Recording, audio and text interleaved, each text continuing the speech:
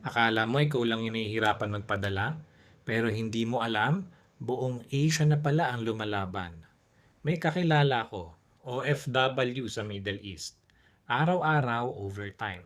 Init, pagod, malayo sa pamilya. Tuwing sweldo, automatic, padala agad sa Pilipinas. Pero napansin niya, parang mas mabigat na ngayon. Hindi dahil lumiit sahod niya, kundi dahil parang kulang na kulang pa rin. Dati, sapat na yung pinapadala niya. Ngayon, parang laging may kulang. Pamasahe, tumaas.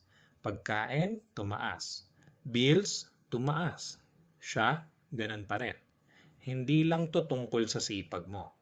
Sa totoo lang, hindi lang piso ang humihina ngayon. Rupiya humihina. Ibang Asian currencies bumabagsak din. Bakit? Dahil tumataas ang oil at lumalakas ang dollar. Kapag mahal ang oil, tumataas gastos ng mga bansa. Kapag malakas ang dollar, humihina ang pera ng Asia. Kaya kahit doble kahit ka, parang mas maliit ang value ng pinaghirapan mo.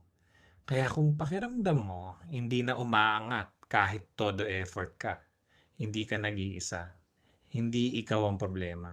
Sistema ang gumagalaw.